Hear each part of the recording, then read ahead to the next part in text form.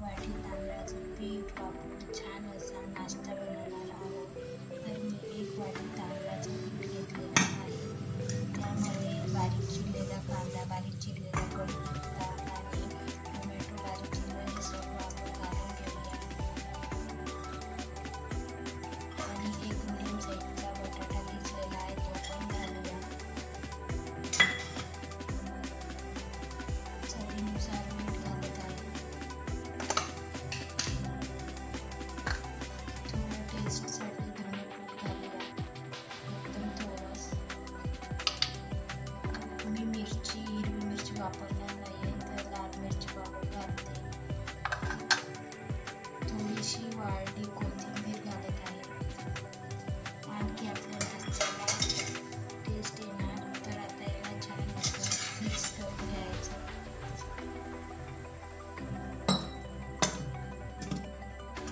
तुम्ही बनवून बघा, खूप छान आहे नाश्ता, झटपट, जास्त वेळ सुद्धा लागत नाही आणि कमी साहित्यात तयार होणारी नाश्त्याची रेसिपी आहे.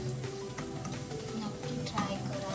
मला खूप प्रचंड आवडेल आणि मोजक्या साहित्यात होत असते. तर थोडं थोडं पाणी घालत सर्व बॅटर असं मिक्स करून घेऊया.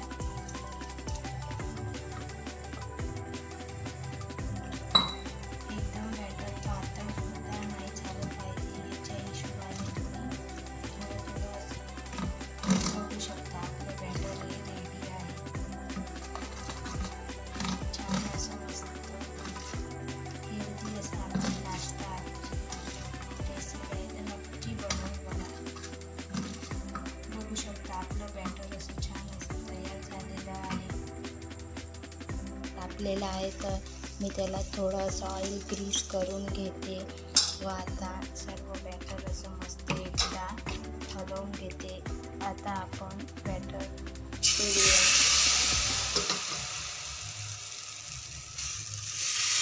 असं छान असं पसरवून घ्यायचं.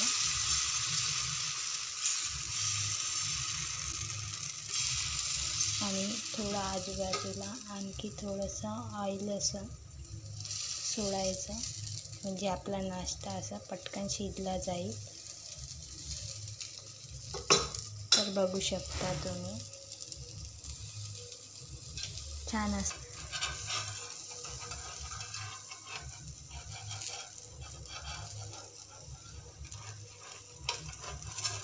तर मी आता दुसऱ्या बाजूने त्याला पलटवून घेते.